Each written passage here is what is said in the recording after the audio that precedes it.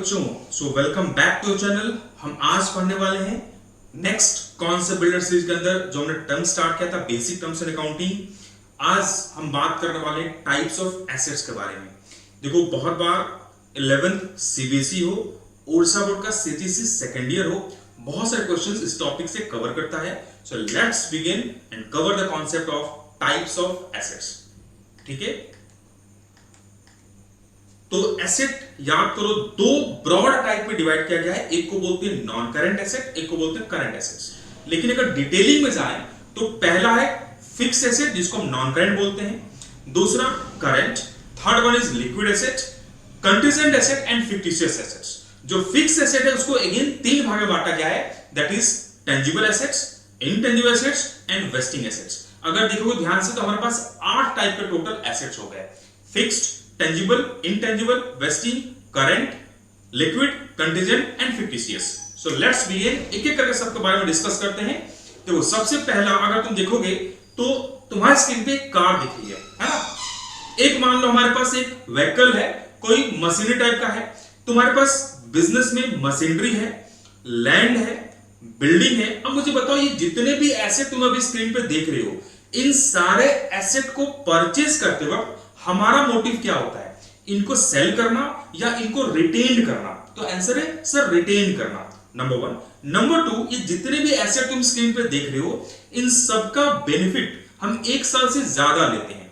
अगर मान लो हमने एक बिल्डिंग बनाई तो ऐसा नहीं कि हम हर साल बिल्डिंग बनाएंगे। एक बार बिल्डिंग बनाई और अंबुजा सीमेंट लगा दिया, उसमें जान आ गई, तो उस बिल्डिंग से क्या होगा? We can use for more than 1 years, many years.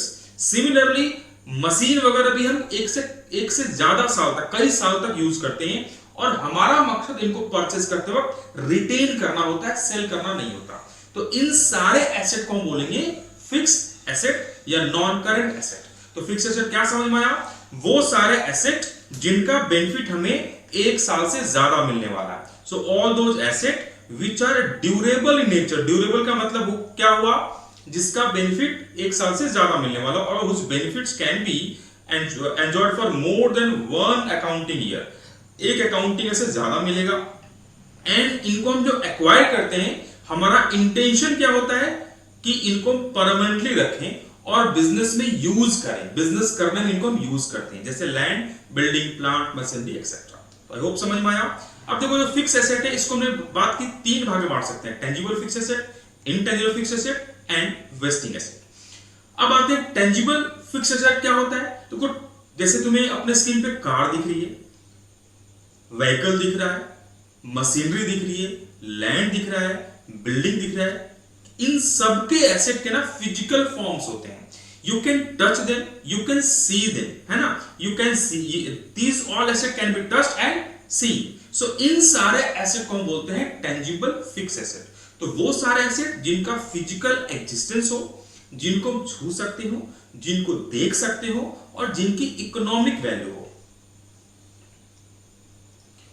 And have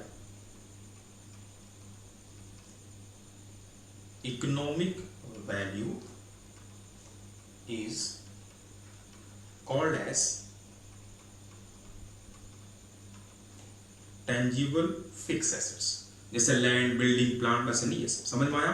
okay, next आते हैं वो सारे एसेट। बहुत सारे ऐसे एसेट होते हैं जिनको हम छू नहीं सकते, देख नहीं सकते, लेकिन खरीदते बेचते हैं, जिनकी इकोनॉमिक वैल्यू होती है। जैसे for example software, trade licence, copyright, patent, ये सारे एसेट को हम बोलते हैं इनटेंजिबल एसेट। ये सारे एसेट भी 1 साल से ज्यादा के लिए यूज होते हैं, और इनको भी परचेज करते वक्त हमारा मकसद इनको यूज करना होता है, रिसेल करना नहीं होता। That's why they are fixed asset and we can not see and touch them, but they have the economic value. So वो सारे एसेट जिनका कोई भी फिजिकल एग्जिस्टेंस नहीं हो, यानी कि उनको हम देख नहीं सकते, छू नहीं सकते, but they have economic value, लेकिन इनका इकोनॉमिक वैल्यू होता है, जैसे कि patent, goodwill, trademark, computer software, ये सारे समझ में आया। नेक्स्ट है वेस्टिंग एसेट। अब देखो, अपने स्क्रीन पे तुम देखोगे तो कुछ लोग माइंस के अंदर काम कर रहे हैं। मान लो एक माइंस है, सपोज एमसीएल है, महानदी कोलफील्ड से काम है, माइंस, इनके पास माइंस है, वो अंदर से कोयला निकालते हैं। अब देखो जब कोयला निकालेंगे तो उस माइन की वैल्यू घटेगी और एक पार्टिकुलर इकोनॉमिक लाइफ के आते आते पूरी की पूरी एसेट खत्म हो जाएगी। तो वो सारे एसेट जिनका वैल्यू यूज करने से कम होता है, हालांकि सारे एसेट का वैल्यू यूज करने से कम होता है, बट इनका वैल्यू परमानेंटली कम होता है and at the end of the economic life they completely exhaust. जैसे कि ऑयल वेल्स, अगर ऑयल वेल से हम ऑयल एक्सट्रैक्ट कर रहे हैं तो कभी ना कभी वो ऑयल वेल का पूरा तेल खत्म होगा। ठीक है, जैसे कि फॉरेस्ट, अगर फॉरेस्ट से तुम मान लो ट्रीज काट रहे हो तो एक वक्त आएगा जब पूरा का पूरा फॉरेस्ट खत्म हो जाएगा। अब तुम्हारे मन में डाउट है सर सारे एसेट का वैल्यू कम होता है, मैंने बोला हाँ इनके भी वैल्यू कम होता है और बाकी जो टेंजिबल एसेट है जैसे कि लैंड, बिल्डिंग, कार, मशीनरी, इनकी वैल्यू कम होती है, लेकिन कार कभी एग्जॉस्ट नहीं होता, उसकी इकोनॉमिक वैल्यू कम होती है, फिजिकली वो खत्म नहीं होता। ऐसा नहीं कि हमने कार परचेज किया तो वो 100 केजी का था, स्लो 10 केजी कम होते गया एंड वो गायब हो गया। ये सारे गायब हो जाते हैं, कंप्लीटली एग्जॉस्ट हो जाते हैं, इनको बोलते हैं वेस्टिंग एसेट्स। ठीक है, तो वो सारे एसेट जिसकी वैल्यू ग्रेजुअली रिड्यूस होगी जब यूज करेंगे and finally they exhaust completely, ये पूरा का पूरा खत्म हो जाएगा, उनको बोलते हैं वेस्टिंग एसेट्स। जैसे coal mines, forest, oil wells etcetera, fisheries, ये सारे। नेक्स्ट है करंट एसेट। अब देखोगे जैसे तुम्हारे पास दिख रहा है कैश इन हैंड, ये हमारे डेटर्स हैं, तो वो सारे एसेट जो कैश में कन्वर्ट हो सकते हैं एक साल के अंदर, जैसे कि ये स्टॉक, उनको हम बोलते हैं करंट एसेट्स।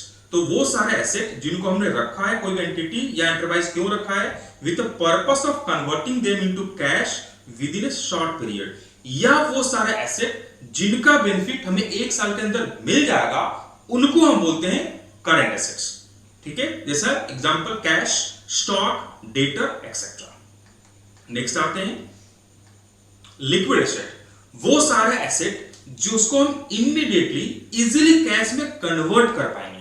ठीक है, जिसको हम इजीली कैश से एक्सचेंज कर पाएंगे। फॉर एग्जांपल मान लो अगर तुम्हारे पास बैंक में कुछ पैसे जमा है तो तुम जब भी चाहो बैंक से पैसे विड्रॉ कर सकते हो, you can easily convert them into cash. So bank balance क्या हो गया, bank balance is your liquid asset. लेकिन मान लो किसी के पास एक बिल्डिंग है, so building can not easily and immediately converted to cash. Immediately does not mean कि विद इन आवर, इमीडिएटली मतलब विद इन अ वीक। ठीक है, और याद रखना जितने भी करंट एसेट हैं वो सारे के सारे करंट एसेट लिक्विड एसेट होते हैं, तीन को छोड़ के, यहां दो है लेकिन तीन को छोड़ के, stock, prepaid expenses and advance taxes, these are only current asset, rest all current asset are liquid assets. ठीक है, नेक्स्ट है फिक्टिशियस एसेट्स, वो सारे एसेट जिनका कोई भी फिजिकल फॉर्म नहीं होता, ये फिजिकली नहीं होते, इनसे कोई वैल्यू रियलाइज नहीं होगा, ये जस्ट इमेजिनरी है।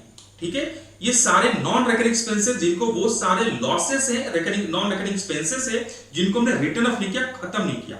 बहुत बार क्या होता है, कुछ एक्सपेंसेस बहुत ज्यादा हो जाते हैं, अगर उस साल उस एक्सपेंसेस को हम ट्रेडिंग पीरियड में डाल देंगे तो प्रॉफिट एक साथ बहुत ज्यादा कम हो जाएगा, तो उसको हम पार्ट करके डालते हैं, and these expenses unrated expenses are called as fictitious expenses. जैसे कंपनी स्टार्ट करने के वक्त जो खर्चा होता है, ठीक है, debit balance of profit loss, इनको बोलते हैं फिक्टिशियस एसेट्स। नेक्स्ट है कंटीजेंट एसेट्स, वो सारे एसेट जिनसे कंटीजेंट वर्ड का मतलब क्या हुआ, जिसका होना ना होना श्योर ना हो। एग्जांपल, मान लो सपोज हमें एक सप्लायर ने गलत सामान सप्लाई कर दिया, हमने उसके अगेंस्ट एक केस फाइल किया फॉर डैमेज। अगर हम केस जीत जाते हैं तो हमें कुछ ना कुछ पैसा अमाउंट उससे रिकवर्ड होगा। ये जो अमाउंट हमें उससे रिकवर्ड होने वाला है, दैट हो सकता है वो हो सकता है नहीं हो, so that amount, that probable amount is called contingent assets. Okay, बस याद रखना कि contingent assets, these are not real assets, hence not recorded in books of accounts. Okay, so these are the types of assets. I hope समझ में आया।